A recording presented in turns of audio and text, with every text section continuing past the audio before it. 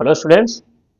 तो आज के लेक्चर में हम देखेंगे गाउस के नियम के अनुप्रयोग यानी एप्लीकेशन करेंगे गाउस के नियम की अलग अलग शेप के ऊपर और निकालेंगे विद्युत क्षेत्र किसी पॉइंट पर। ठीक है। तो इससे पहले हमने देखा था कि हमने एक खोखला गोला लिया था, यानी ये खोखला गोला था, एक स्फीयर जिसके ऊपर चार्ज था और उसकी वजह से हमने आर डिस्टेंस पर यानी कुछ आर डिस्टेंस पर हमने विद्युत क्षेत्र निकाला था। ठीक है। जो आया था हमारे पास 1/4 पाई एप्सिलॉन नॉट, यानी इसके ऊपर और पूरा charge 1/4 pi epsilon not r square, यानी इसकी डिस्टेंस का स्क्वायर। ठीक है। जो कि एक बिंदु आवेश पर, बिंदु आवेश की वजह से आर डिस्टेंस पर जितना होता है उतना ही आता है। ये तो हमने लिया था आवेशित खोखले गोले के लिए। इसी तरह आप ठोस गोले के लिए भी कर सकते हैं। मान लीजिए गोला ठोस है, उसके अंदर ही मटेरियल है, तो उसके लिए भी कर सकते हैं। और ठोस गोले में क्योंकि इस पर भी आवेश बाहर बाहर ही होता है, ओनली सरफेस पर ही, अंदर आवेश नहीं होता है। चाहे गोला ठोस हो चाहे खोखला हो, उसमें आवेश अंदर नहीं होता है। अब इसमें अंदर क्यों नहीं पाया जाता है? तो मान लीजिए, जैसे आप लोग सोचेंगे कि यहाँ तो चलो ये खोखला गोला, इसमें मटेरियल नहीं है, पर यहाँ तो मटेरियल है, यहाँ तो आवेश हो सकता है अंदर। तो देखिए इसमें फिर से बना लेते हैं। मान लीजिए ये ठोस गोला है, मान लीजिए इस पर आवेश आ गया है, मान लीजिए इस रीजन में नेगेटिव आवेश आ गया। तो अब क्या होगा? क्योंकि इसमें फ्री इलेक्ट्रॉन होते हैं तो उनकी वजह से प्रतिकर्षण बल लगेगा इस पर, तो इनके बीच में डिस्टेंस बढ़ती जाएगी। ये चार्ज जो इस रीजन में थे ओनली, तो वो आ जाएंगे बाहर की तरफ इस तरह से। अभी भी इन पर प्रतिकर्षण बल लगेगा क्योंकि फ्री इलेक्ट्रॉन होते हैं इसमें, तो ये इस तरह से प्रोग्रेस करते हुए ओनली बाहर की सरफेस पर आ जाएंगे।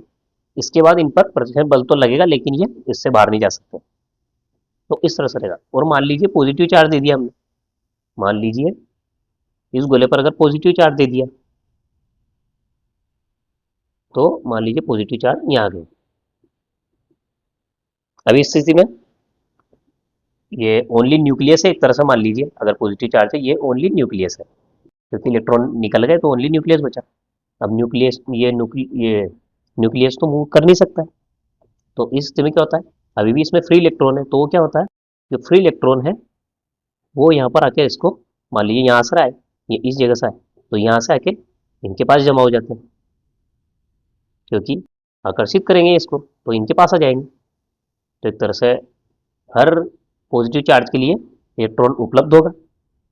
तो यह पर इलेक्ट्रॉन यहाँ से आए हैं इसके पास वाली जगह से, तो अब यहाँ पॉजिटिव चार्ज बन जाएगा, क्योंकि ये वाला जो रीजन है ये तो एक तरह से आप न्यूट्रल हो गया है और यहाँ से चार्ज आ गया है, तो ये वाला रीजन हो गया पॉजिटिव। इसी तरह अभी भी फ्री इलेक्ट्रॉन उपलब्ध है, तो इसके पास से फिर फ्री इलेक्ट्रॉन यहाँ पर आएंगे और इनके पास आ जाएंगे, तो ये वापस न्यूट्रल हो जाएगा। इस तरह से फ्री इलेक्ट्रॉन आएंगे, तब तक आएंगे जब तक ये इलेक्ट्रॉन सरफेस से ना आ जाए। तो जब सरफेस से आ जाएंगे इलेक्ट्रॉन, तब यहाँ सरफेस पर पॉजिटिव चार्ज दे जाएगा और अंदर अंदर क्या होगा, पूरा गोला न्यूट्रल हो जाएगा। अब इसके बाद यहाँ से चार्ज आ नहीं सकता इसको न्यूट्रल करने के लिए, तो ये पॉजिटिव चार्ज ओनली सरफेस पर रह जाए। तो इसीलिए मैंने ठोस गोले के लिए नहीं लिया है। आप चाहे खोखला गोला लेकर, हमने जो पहले एक्सप्लेनेशन दी थी और जो एक एक्सप्रेशन बनाया था, ये ठोस गोले के लिए भी सेम आएगा। ठीक है। इसलिए मैंने डायरेक्ट टॉपिक लिया है अचालक गोलीय कोश के लिए। अब अचालक में क्या होता है? अचालक में फ्री इलेक्ट्रॉन नहीं होते हैं, तो उस पर जब भी हम चार्ज देंगे तो अंदर जा सकता है, तो चार्ज इसमें अंदर भी होगा। ठीक है। तो इसमें इतना ही अंतर है चालक गोले में और अचालक में, कि इसमें अचालक में फ्री इलेक्ट्रॉन नहीं होता है, तो वो फील्ड को कैंसिल करने के लिए इलेक्ट्रॉन कहीं से उपलब्ध नहीं होंगे, तो हम जो चार्ज यहाँ पर देंगे मान लीजिए तो अंदर ही रह जाएगा चार्ज। ठीक है। तो इसमें चालक का ये जो चार्ज का डिस्ट्रीब्यूशन है पूरे वॉल्यूम में होगा। ठीक है स्टूडेंट, तो हम करते हैं उसको, पहले इसको मिटाते हैं। तो स्टूडेंट मान लीजिए ये चालक गोला है, हमने इसको पॉजिटिवली चार्ज किया है, जो इसके पूरे वॉल्यूम में है चार्ज।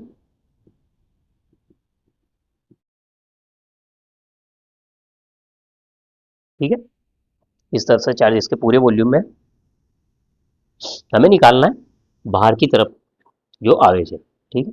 बाहर की तरफ हमें यहाँ इस पॉइंट पर विद्युत क्षेत्र निकालना है, यानी इसके सेंटर से कुछ आर डिस्टेंस पर निकालना है।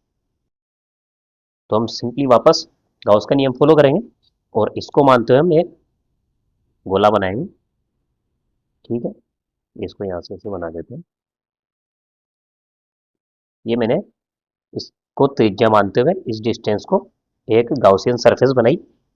ठीक है, तो अब इस गाउसियन सरफेस के अंदर चार्ज कितना है, अगर मान लीजिए इसके पर यूनिट वॉल्यूम में हम मान लेते हैं रो है चार्ज की डेंसिटी। तो पूरे वॉल्यूम में कितनी हो जाएगी, रो इंटू 4/3 पाई, इसकी तो आर है। ठीक, ये तो स्मॉल आर लिया हमने, इसकी है कैपिटल आर। ठीक, तो इसमें चार्ज कितना हो जाएगा, कैपिटल आर क्यूब। तो ये तो वॉल्यूम हो गया, और ये पर यूनिट वॉल्यूम में चार्ज, तो ये हो जाएगा टोटल चार्ज। ये इस गोले पर टोटल चार्ज है। या तो आप डायरेक्ट क्यूब भी लिख सकते हैं, पर मोर जनरल यही होगा कि अगर हमें पर यूनिट वॉल्यूम के लिए दिया जाएगा तो हम इस तरह से निकालें। ठीक है, तो ये तो चार्ज हो गया।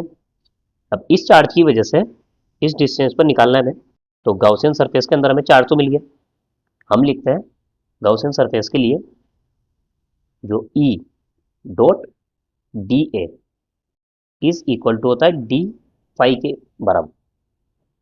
इस छोटे से, अगर यहाँ पे मैं वापस सरफेस लूँ जैसे हम पहले करते थे, तो जो इंटेंसिटी होगी इलेक्ट्रिक फील्ड की वो इसी के परपेंडिकुलर होगी, और जो एरिया होता है वो परपेंडिकुलर कब होता है, जब सेंटर से उसको मिलाते हुए लाइन को आगे बढ़ाएं, तो वो भी परपेंडिकुलर ऐसे ही बनेगा।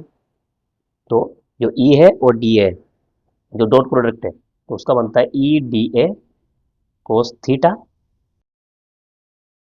D phi is equal to, यहाँ पे theta is equal to 0 degree आएगा, क्योंकि दोनों एक ही डायरेक्शन में। ठीक है, तो यहाँ से कोस थीटा बराबर क्या हो जाएगा, 1।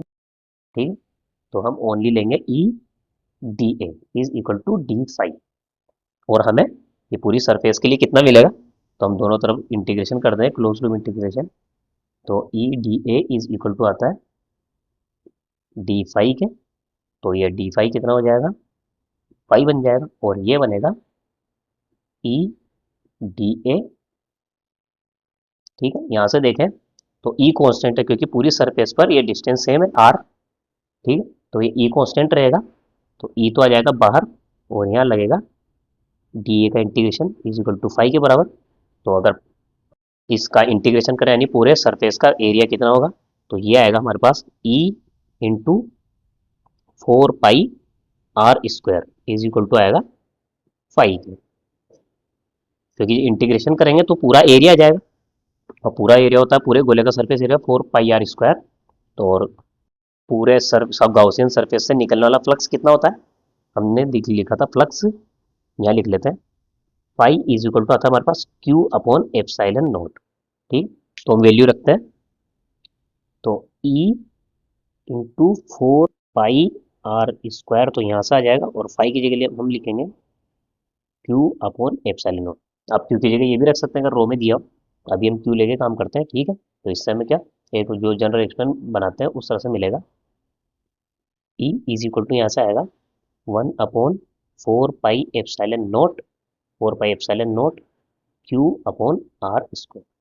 ठीक है, अगर आपको इस फॉर्म में दिया जाए, ओनली अगर रो दे दिया जाए, तो आप इस तरह से लिख सकते हैं। अगर पर यूनिट वॉल्यूम में आपको चार्ज दे दिया जाए और उसका रेडियस दे दी जाए, तो आप इस तरह से यूज करते हैं। लेकिन अगर आपको टोटल चार्ज पता हो तो आप ओनली चार्ज रख सकते हैं। उससे क्या, हम जो जनरल इक्वेशन बना रहे थे अभी तक पॉइंट चार्ज के लिए, उसी तरह मिलती है। ठीक है, तो ये तो हो गया जब ये आर डिस्टेंस पर हो, यानी बाहर की तरफ हो। ठीक है, अगर ये सरफेस पर हो तब क्या होगा, अगर सरफेस पर हो तो डिस्टेंस कम होती हुई क्या हो जाएगी, आर हो जाएगी, अगर सरफेस पर हो। ठीक है, इसको मिटा लेते हैं, पहले सरफेस के लिए बनाते हैं। ठीक, तो हम देख सकते हैं स्टूडेंट, अगर सतह पर हो तो क्या होगा, तो मान लीजिए चार्ज है और हमें निकालना है इस यहाँ पर, तो गाउसियन सरफेस बनेगी इसी पर। ठीक है, तो इन अंदर चार्ज कितना हो जाएगा, जो टोटल चार्ज है इस पर, तो हमने जो बाहर के लिए बनाया था वो क्या था, E is equal to 1/4 pi epsilon not Q upon are square. ठीक, तो ये जो हमने आर बनाया था, अब ये हो गया इस कैपिटल आर के बराबर, तो यहाँ पर ओनली कुछ नहीं आएगा, ओनली कैपिटल आर होगी, तो 1/4 pi epsilon not Q upon capital R square. तो ये बन जाएगा ऑन सरफेस, सरफेस पर विद्युत क्षेत्र की तीव्रता इतनी हुई। तो स्टूडेंट ये तो आ गया हमारे पास सरफेस के लिए। अगर सरफेस को विद्युत क्षेत्र निकालना हो तो अगर पॉइंट अंदर हो, मान लीजिए ये गोला है, पूरे वॉल्यूम में आवेश है, ठीक है, मगर पॉइंट हम ले लें अंदर, तो सॉलिड गोले में तो अंदर कोई चार्ज ही नहीं होता था, ठीक है, ओनली सरफेस पर होता था, तो वहाँ तो विद्युत क्षेत्र जीरो आता था। पर यहाँ पर अंदर भी चार्ज है, तो हम इस पॉइंट को रेडियस मानते हुए और सेंटर से इस पर एक आर त्रिज्या का एक गॉसियन सरफेस बनाएंगे, ठीक है। जो चार्ज है वो तो इस पूरे वॉल्यूम में, ठीक है, ये जो बड़ा वाला गोला है जिसमें चार्ज है, इसकी रेडियस कैपिटल आर है, और हम आ गए इस पॉइंट पर, इस जो सेंटर से है आर डिस्टेंस पर, ठीक है। हमने गाउसियन सरफेस बनाई है, ठीक है। तो पहले एक टॉपिक डाल लेते हैं यहाँ पर। अगर अगर है ना, अगर बिंदु गोले के अंदर हो, गोलीय कोश के अंदर हो, तब क्या होगा, जो आर होगा, जो स्मॉल आर है, ये छोटा होगा इस कैपिटल आर से, ठीक। पहले जो स्मॉल आर था वो बड़ा था क्योंकि हम बाहर निकाल रहे थे, और सरफेस पर देखा, सरफेस पर अगर r is equal to r, only अगर ये आर इसी के बराबर है तो सरफेस पे निकलेगा, और अगर इस आर को हम अंदर ले जाए तो ये हो जाएगा इस कैपिटल आर से छोटा, यानी अब अंदर आ चुका है, ठीक। तो गोलीय कोश के अंदर निकालना है, उसके लिए हमने गाउसियन सरफेस बनाई है। अब गाउसियन सरफेस के अंदर चार्ज निकालना है, ठीक है।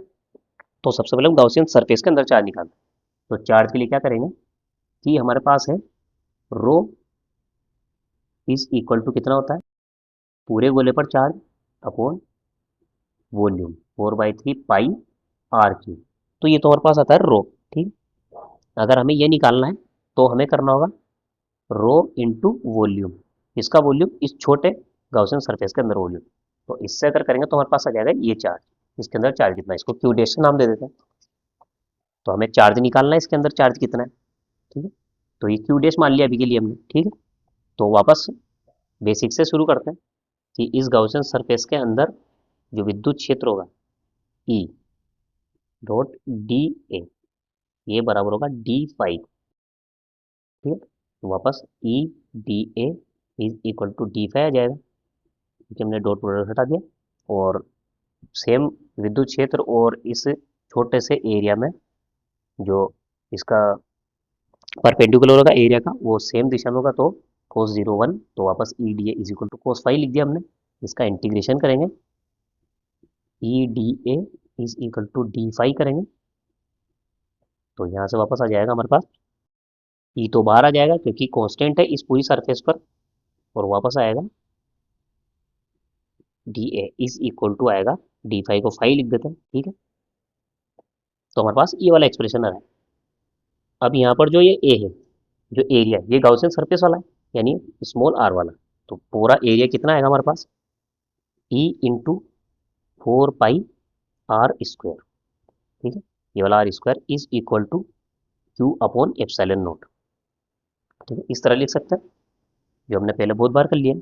तो अब यहाँ से आएगा ये 4 पाई आर स्क्वायर नीचे जाएगा, तो यहाँ से ई इज इक्वल टू हम लिख सकते हैं 1/4 pi epsilon not Q upon small r square,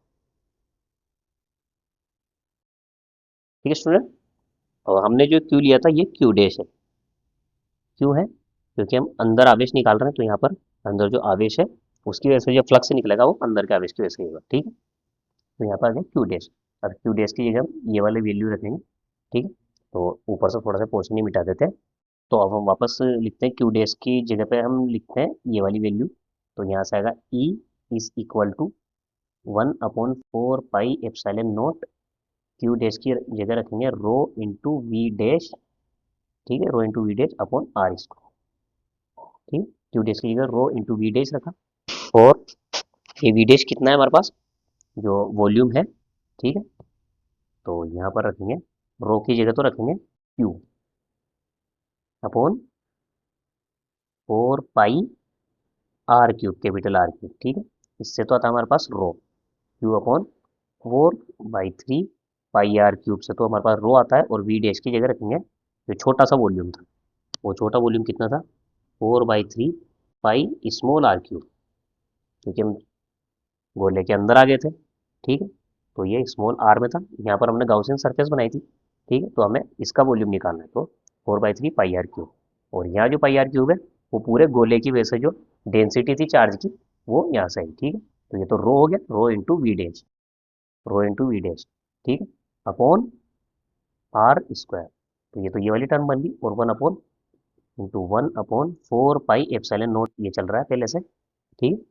हम जो जो यहाँ से कैंसिल हो जाता है उसको हटा देते हैं। 4/3 पाई से 4/3 पाई यहीं पे कैंसिल हो जाएगा। ये आर क्यूब है, ये आर स्क्वायर है, ये तो इसके नीचे आ जाएगा, ठीक है।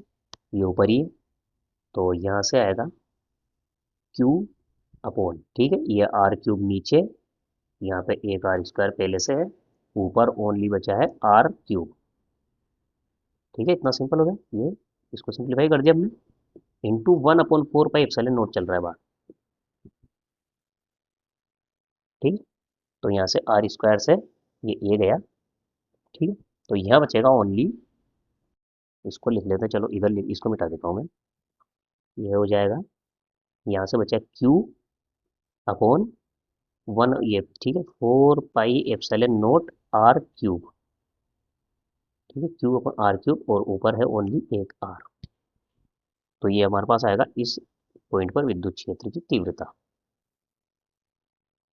ठीक स्टूडेंट्स, ये जो कैपिटल आर है तो पूरे गोले की त्रिज्या है, और ये वहाँ की त्रिज्या है जहाँ जिस पॉइंट तक हमें चार्ज निकालना है गोले के अंदर, जो पॉइंट है, ठीक है स्टूडेंट। इसके बाद बढ़ते हैं अगले टॉपिक पर। स्टूडेंट हमने इसके बाद लिया है, ये हमें निकालना है एक परत है जो कि है इनफाइनाइट है, और उस पर आवेश है समरूप आवेशित है, ठीक है। उससे विद्युत क्षेत्र की तीव्रता निकालनी, यानी intensity of electric field due to infinite uniform charge surface. यानी एक परत है, मान लीजिए ये यूनिफॉर्म, ये इनफाइनाइट है, तो हम इसकी लंबाई और चौड़ाई इनफाइनाइट ले रहे हैं, ठीक है। ये इसको इस तरह से दिखाते हैं, इनफाइनाइट,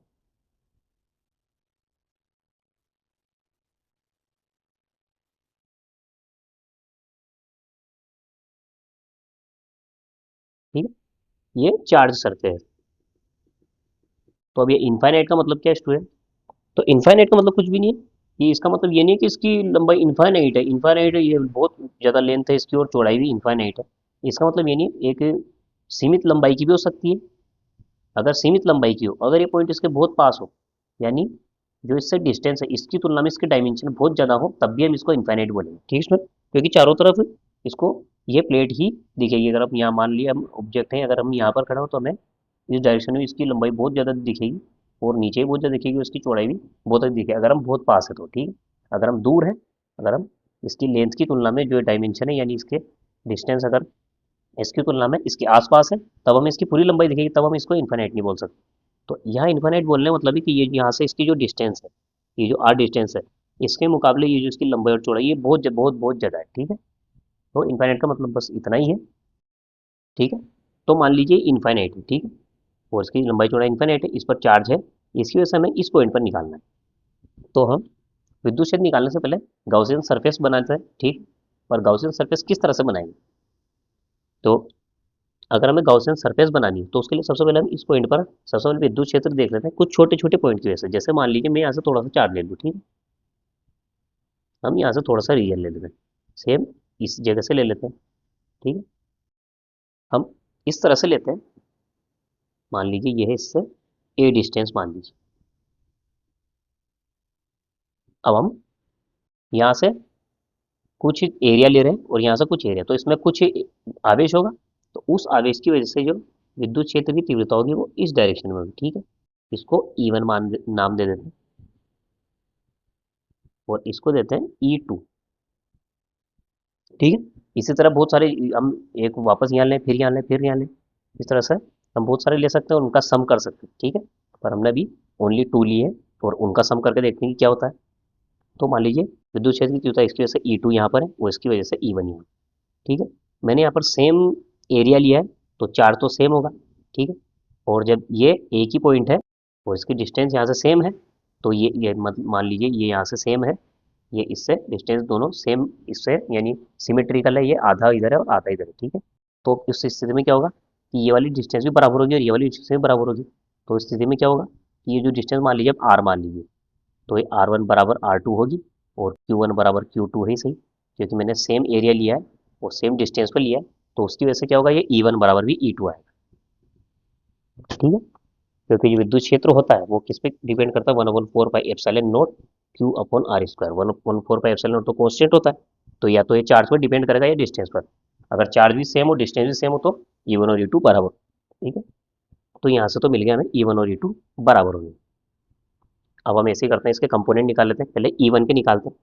तो इसकी वजह से ये विद्युत क्षेत्र की तीव्रता आएगी, मान लीजिए इस डायरेक्शन में बनाता हूँ। ठीक है, तो E1 E2 नाम नहीं देता, अब इसको ओनली E कर देते हैं क्योंकि बराबर है। ठीक है, तो पहले इस वाले E1 को तोड़ते हैं। ठीक है, तो इसके हम कंपोनेंट निकालेंगे, तो इसको मैंने क्रॉस किया तो एक कंपोनेंट इधर आया, क्या आएगा, ई कोस थीटा।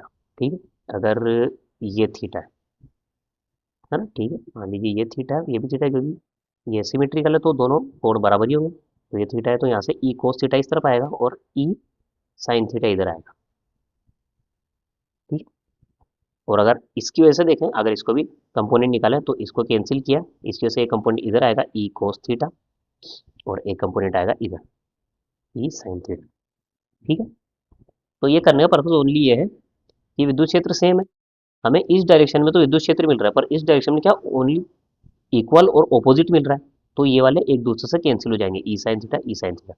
यानी हमें इस डायरेक्शन में कोई विद्युत क्षेत्र नहीं मिलेगा, जितना ही मिलेगा सब इस डायरेक्शन में मिलेगा। ठीक है, तो उससे हमको क्या एक चीज समझ में आती है कि जो भी कोई सरफेस बनाएंगे हम, अगर इनफाइनाइट है तो उसकी वजह से जो हम विद्युत क्षेत्र बनाएंगे वो हम बनाएंगे इस तरह, ओनली इस डायरेक्शन में।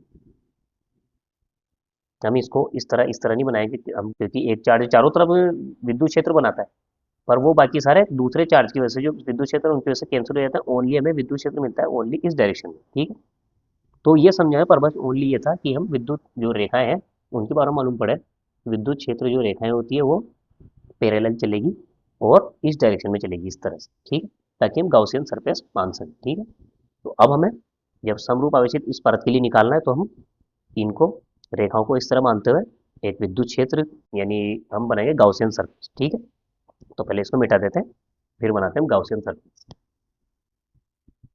तो स्टूडेंट्स पहले बनाते हैं इनफाइनाइट जो एक सरफेस है।